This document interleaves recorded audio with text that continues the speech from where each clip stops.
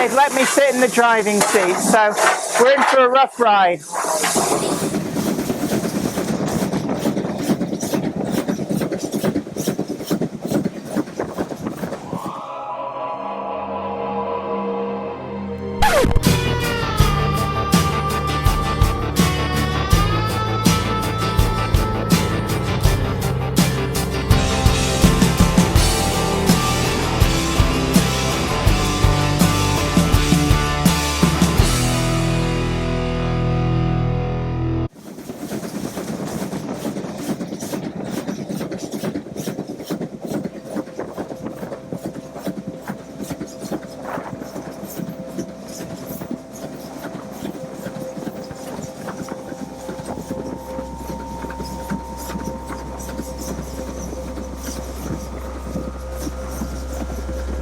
We've gathered a selection of model railway YouTubers at TMC for a big competition, and here they are. Where? Ta-da, and then We couldn't, something like that. We couldn't get them, so they got us instead. we searched the world for the best YouTubers. Unfortunately, we found these people. So we scraped the bottom of the barrel.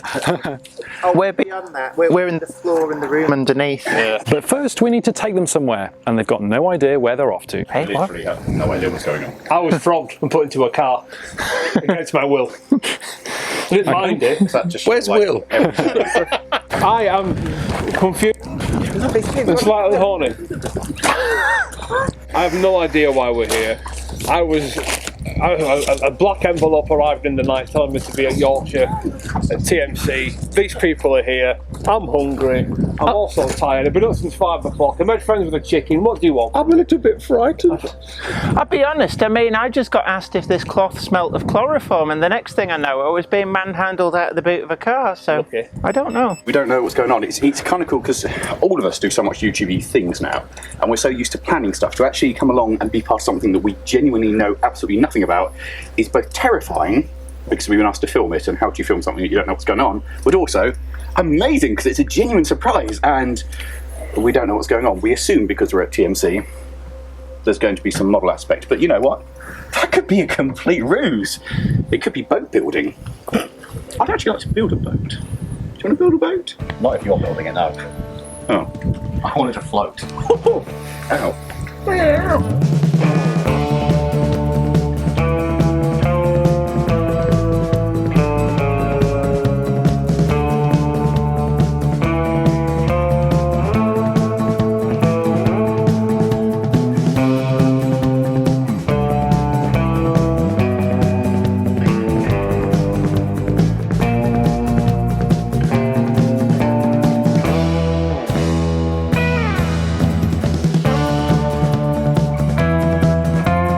So, this is Goathland Station, and we're being told that we're going on a train ride. I hope that's not our train, because unless they're keeping it in the station, we're going to miss it. This is really nice, actually. I've not been to North Yorkshire Moors Railway probably in about 35 years, and I'm really looking forward to this.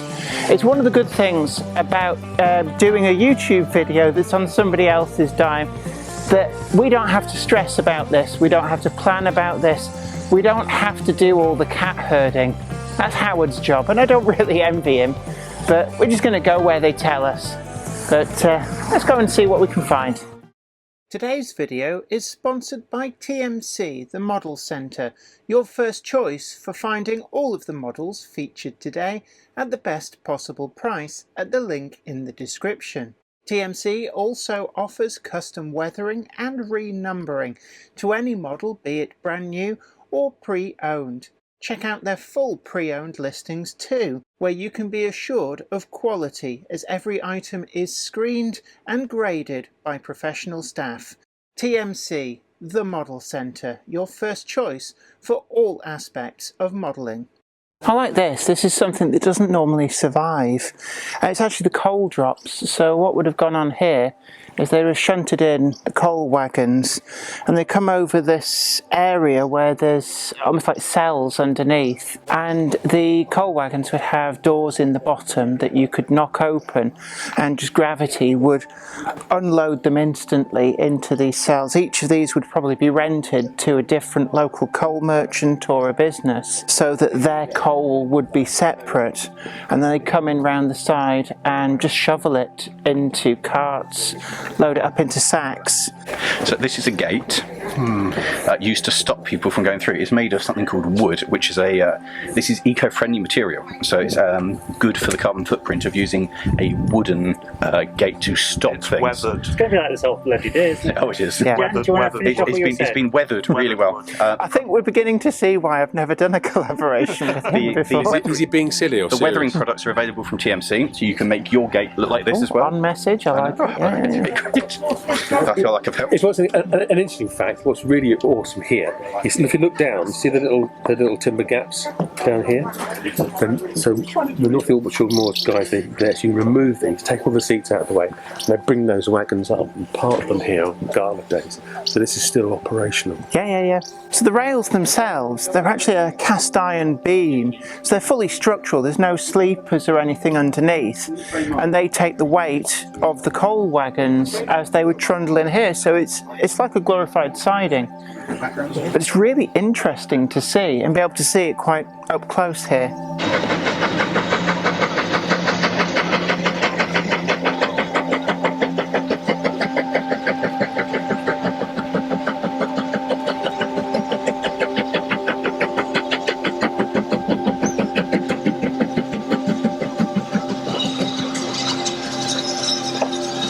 So we're at Goathland, which is one of the stations on the North Yorkshire Moors Railway.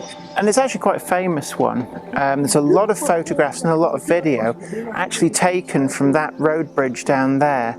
So the shot looking the other way, you're probably very, very familiar with. It's really interesting because a lot of the infrastructure is quite familiar from the point of view of models that are available. So this footbridge that we're actually stood on has been produced as a ready-to-plant model, I think by Hornby Scaledale. It's actually a northeastern railway footbridge, and it was, I suppose, one of the earlier sort of prefabricated, mass-produced structures that these were just built en masse, and they'd turn up and erect them and like boom, instant footbridge. But then you also probably recognise the station itself has been produced as a model, as a resin building. It's also famous from things like Heartbeat as well. One of the other things I really like here is we've got camping coaches, and you can actually book and stay here. And this would be an amazing location to wake up in the morning as the first train of the day powers through. And they're just beautifully restored here, actually on this kind of a siding that comes off the main line. And this would be an amazing place to have a holiday, not just to enjoy the railway, but there's so much to see in the local area. It's such a picturesque area, and whether the weather is a little bit overcast like we've got today or brilliant sunshine, it's just an incredible place to visit.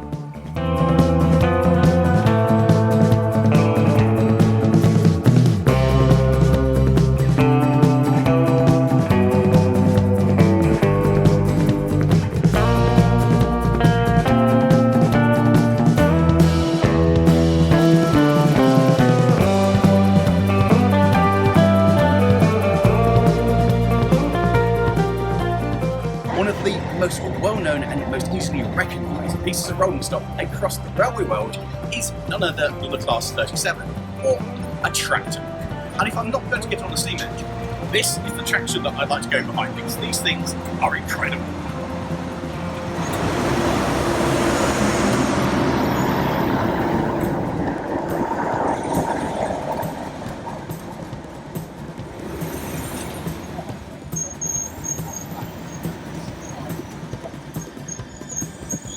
I do love this actually. There was a thing a couple of years ago, where that bridge down there was replaced, and it was really interesting to see because they used the actual rail cranes to do it.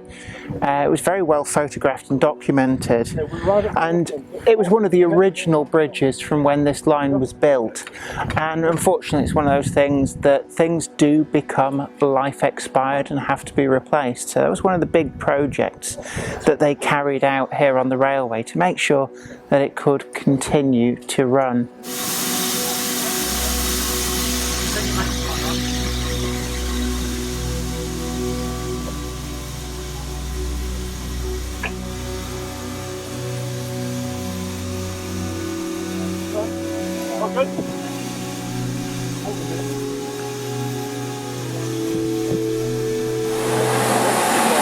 This is really nice. I think it might be a Black 5, but I'm not entirely sure, you know. I haven't been here in a very long time. This is beautiful, absolutely beautiful. And there's nothing better and evocative than that smell of steam and the smoke from the firebox of a locomotive. It's very different from something like a coal fire. They should bottle this and sell it as a fragrance. To Deltic. Yes, you're absolutely right. Thank with you. just one major little flaw in that. It's glorious, isn't it? It's the smell. It's just saying that they could bottle this and That's what everyone says. yeah, It's more than that, because it's not just a machine, it's a living, breathing beast. yeah. Every single one is different. Oh has yeah. a particular They could be character. built next door to each other and they'll still be different ladies. You don't just like tell it to go, you've got to work with it and hope that she wants to agree Yeah. with you. And just because you learn how to drive one doesn't mean that the next one will react in exactly the same way. No, they're all different. And that, you know, you'll get to know it and how it reacts.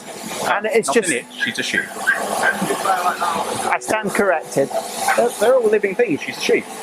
Yes. But she is magnificent. Yeah, Black 5 is stunning. I was just saying to Tom, it's like, I love the fact that even with model railway, we're part of this community. Yes. And something that's stupid and should have been scrapped because it's obsolete. Yeah. And it's hard work and we've got better ways of moving trains. And we're still using it because there are enough mad people out there who want to keep these things going. And being part of the modelling community is the same because we're still showing these things off and living the romance of this. Absolutely. Unless you're modern stuff, in which case that made no sense to you at all. What he said, but with a bit of Jenny magic sprinkled on top.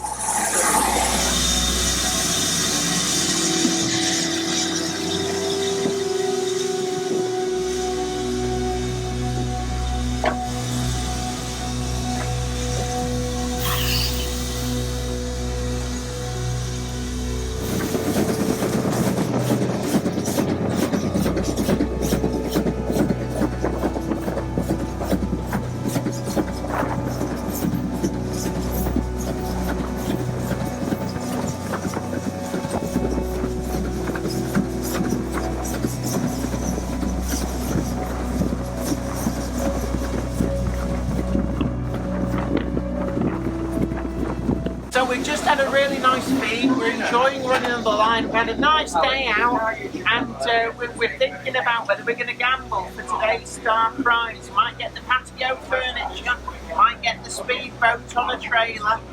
Who knows? Are we getting the locomotive? No, that's only a star prize if you don't win it. Do you remember that? There was a car and nobody won it, and after a while they had to give it away because the mini metro was getting a bit old out.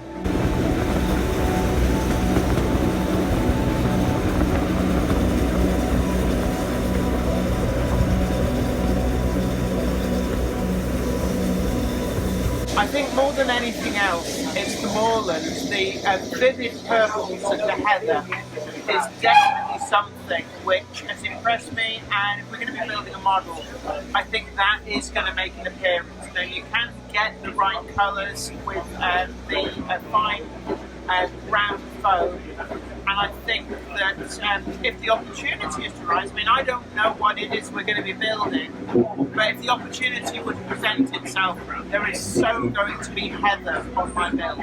The amount of inclines on here and the fantastic variation in the landscape we've got, and they all offer really great modelling opportunities.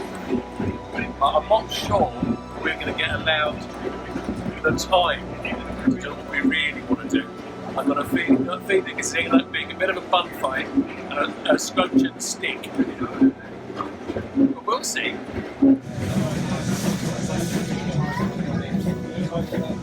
Grand old diesel crew.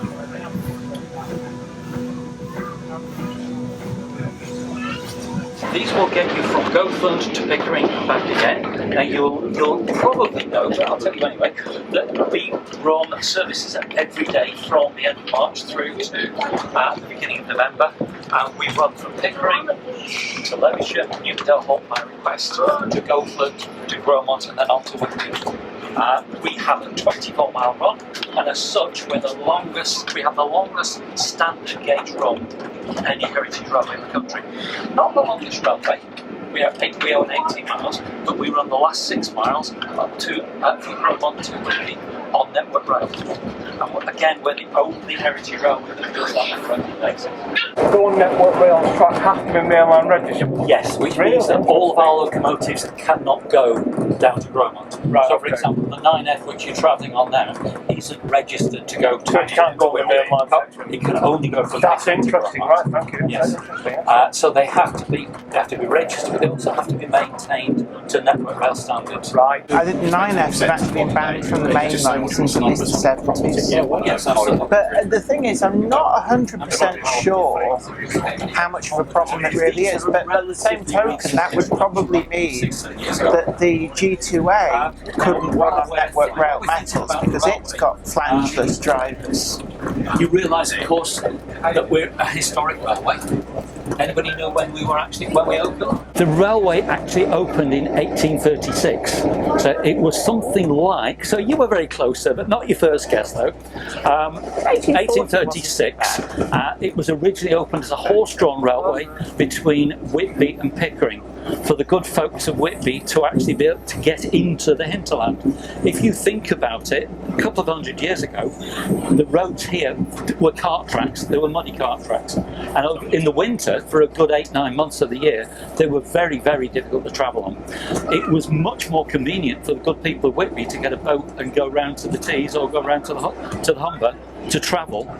We needed something that enabled us to get people from Whitby into Pickering, and they were horse-drawn. So basically, if you think about it, in those days, it was a railway carriage. It was a sort of road carriage on railway wheels, pulled by a horse. And you can still find engravings to that effect around. Well, we have in the archives. You can find them online.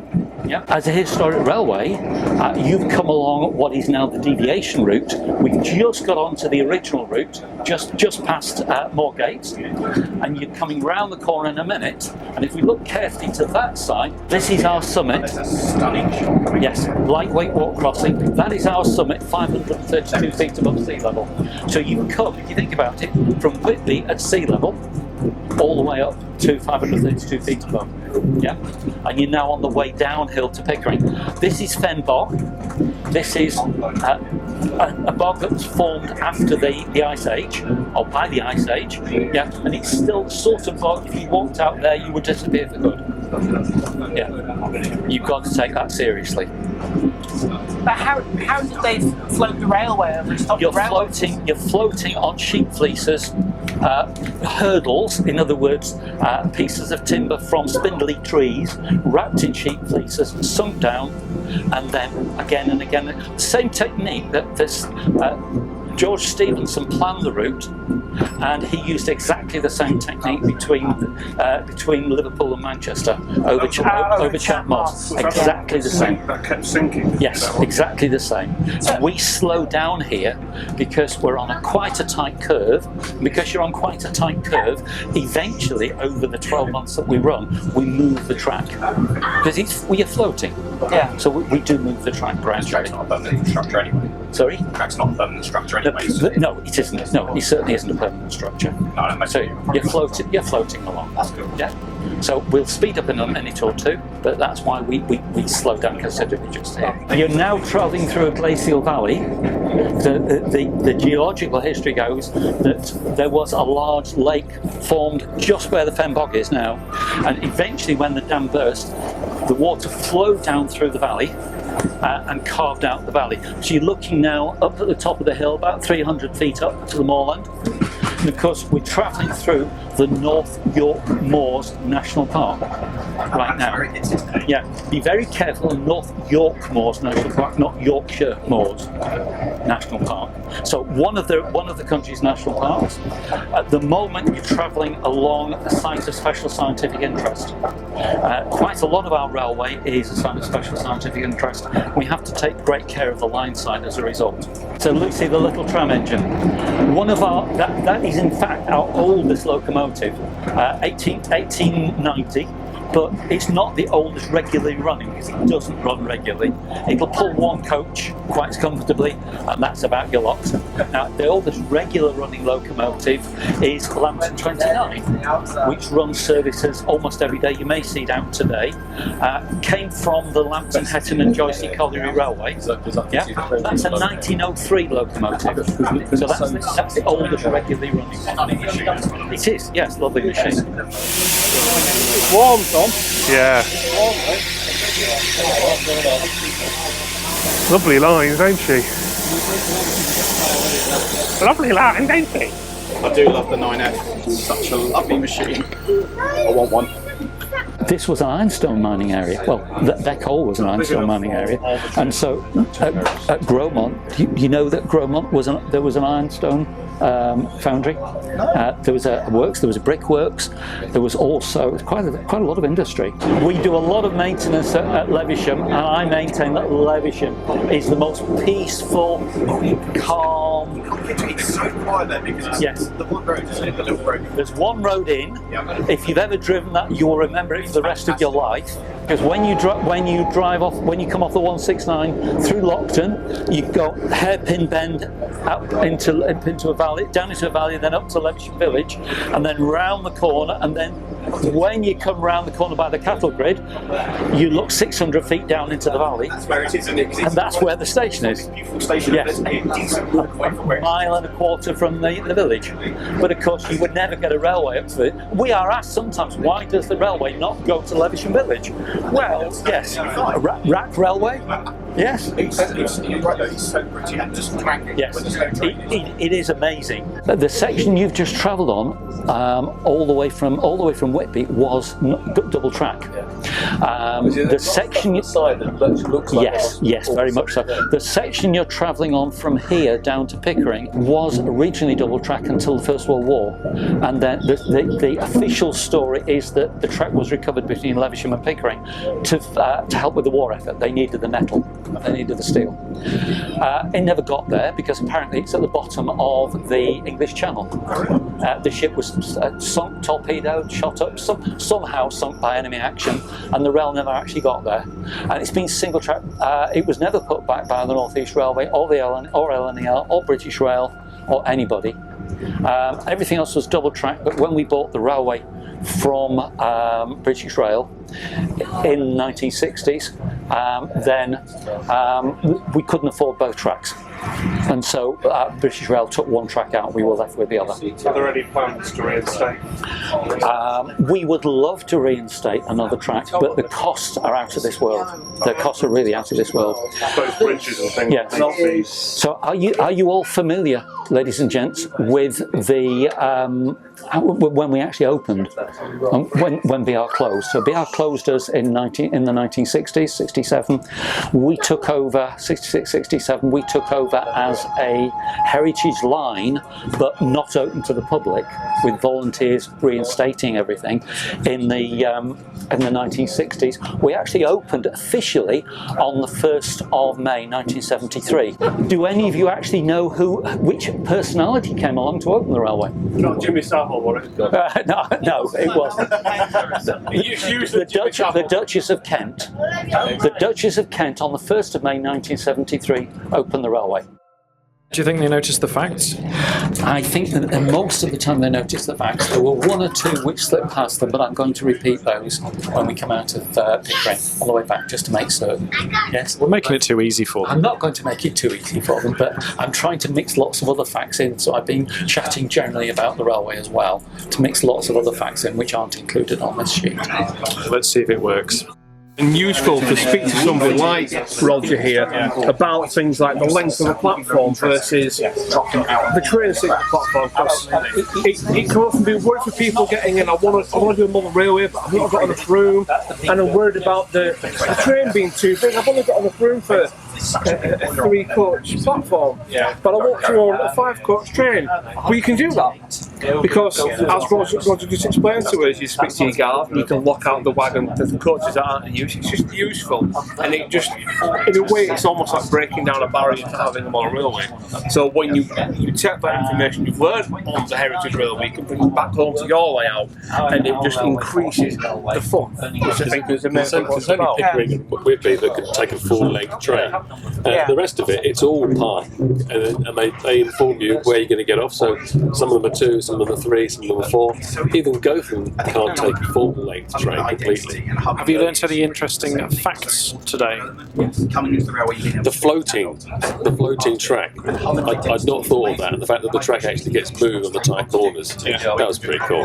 So at the end of every year, then, do they just pull the track back? Yes, they get big monster. But no, it's been very interesting, and building on what Craig's been saying, there's a lot of things that if you modelled them, there's always somebody go, oh, that's wrong, and that's right. And it's great to actually come and see that actually it's perfectly okay. So like having coaches, a train that is longer than the platform, there's a lot of people will run their model trains, and inevitably, because space is at a premium, it will overhang the station, but actually that's perfectly all right. And even then, back at Goathland Station, we saw the locomotive, the Black Fan this morning, completely parked. It's not at the station, and even actually over the foot crossing.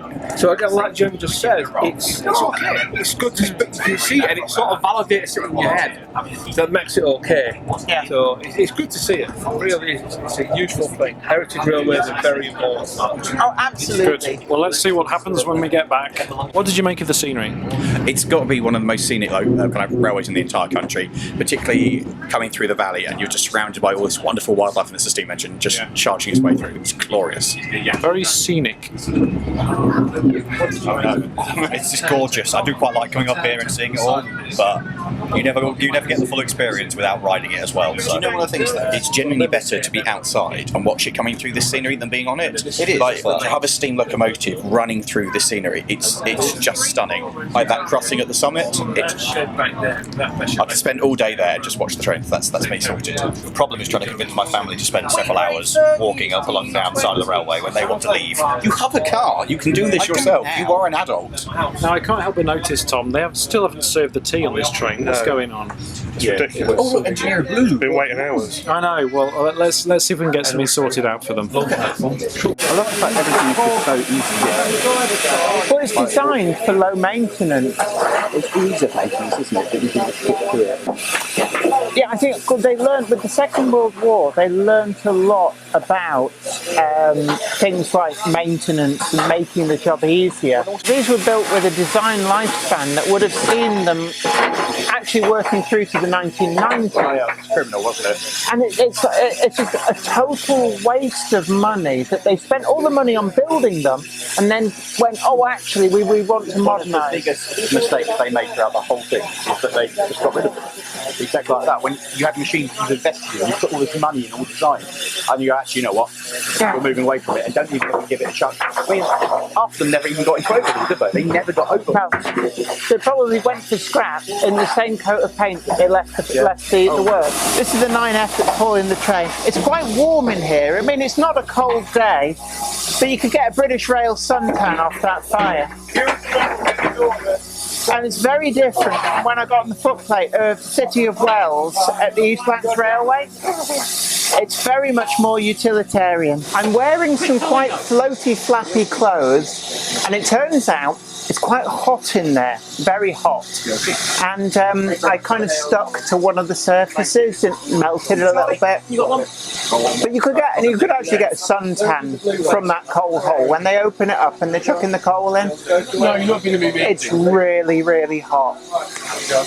But fun as well. And they foolishly let me sit in the driving seat. So at the moment, past Jenny is pretending to drive us. That's why it's really, really bouncy.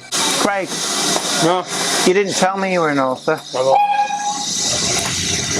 Iron Horse? Is It's an autobiography. is that your real name then?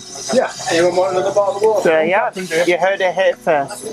We left Pickering Station while you were eating, so we didn't do much about Pickering Station. But I hope you noticed the overall roof, which we're pretty proud of. Yeah, I think we should. Recently been reinstalled, hasn't 2011, back in 2011. Now, there was an overall roof, of course, because it's a GT Andrews, just like Whitby Station, if you know who GT Andrews was. Yeah, a very well-known railway architect in the Victorian era. So also designed Whitby Station, designed the whole of Whitby Station, designed Pickering Station with the overall roof. If you're familiar with the area as well, if you've ever been to Filey Station, you'll find exactly the same roof with the same footbridge. Yeah, exactly. So 2011 we put it back. BR demolished it, we put it back. And we're very proud of it. And as a volunteer on the railway, it's wonderful. Because in the really grotty weather when it's pouring down, yeah, back under the roof. We're now going up into Newtondale again on the way back. There is a very short section of 1 in 49 in Newtondale. The bit you haven't travelled on this time is from Gromont to Goathland, and that is 1 in 49 for about 3 miles. Now this is a massive loco you've got on the front. You probably won't hear it working really hard. But on the way down, on the way up rather, you passed the J27 here, if you remember. Now that does really have to work very hard. Yes, as would Lambton 29. That would have to work really hard. This will romp up the bank. But yeah, 3 mile bank at 1 in 49 is one of the steepest railways you'll find, and heritage railways you'll find anywhere in the country. Thinking about the loco, in the early days, of course, the very first loco we used was Mervale. Which was Mervale, anybody? Little 4.0 saddle tank? Is that at Middleton now? I think it is, yes. Little 4.0 saddle tank. I think it's in the museum. Yes. A little bit more is worth mentioning to you here. I mean, one of the things as a ticketing inspector, one of the things you do, of course, is to tell passengers about the line. And so what I'm telling you is what we would tell passengers. Filming contracts. The last filming contract we had here was Tom Cruise. Oh, it was Mission Impossible. Mission Impossible. Tom Cruise Mission Impossible. So, yes, yeah. We also had Harrison Ford at Gromont, both the same year. To be honest, I've not seen either of them. But of course, the Tom Cruise one, when they launched the loco into the quarry, yes, it had a diesel engine inside for effects. That wasn't what drove it, it was pushed. Yeah, there was an MAN truck engine. Yes, yeah, that was it. Yeah. So you got all the effects. Are you working at in Goathland Village Hall today? You are. So as you walk up there from the station, of course, you're going to pass the Goathland Hotel. Now, again, you might not be the right target audience for this next bit. Heartbeat. Right, Heartbeat. Yes, are you the right target audience? Heartbeat. Yes, of course. The railway is synonymous with Heartbeat, which was filmed all over different aspects of the railway. Can I just say to you all, thank you for coming today. Hope you've enjoyed your trip on the line. Yeah, please remember we go all the way from Whitby to Pickering, Pickering to Whitby, so the whole line. You can travel the whole line this year with an annual pass for £49.50.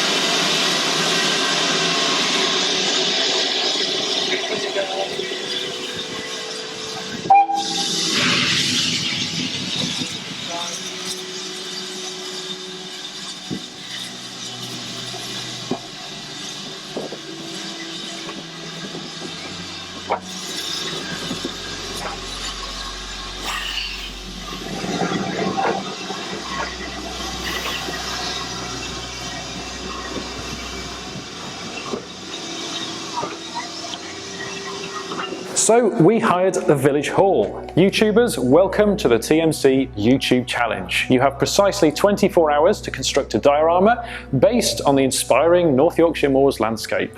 And it must incorporate at least one element also inspired by the North Yorkshire Moors Railway. It must also include a kit, be it a card kit or a plastic kit. You have exactly 24 hours. Today's video is sponsored by TMC, the Model Centre, your first choice for finding all of the models featured today at the best possible price at the link in the description. TMC also offers custom weathering and renumbering to any model, be it brand new or pre-owned. Check out their full pre-owned listings too, where you can be assured of quality as every item is screened and graded by professional staff. TMC, the Model Centre, your first choice for all aspects of modelling. I'd like to thank everybody over on Patreon, and an extra special huge thanks goes out to our Patreon heroes. Without you guys over on Patreon, we really wouldn't be able to keep making the video content that you see on this channel. And don't forget that you can also head on over to patreon.com/Jennifer Kirk and check out the different tiers of rewards. Thank you so much. You are absolute legends.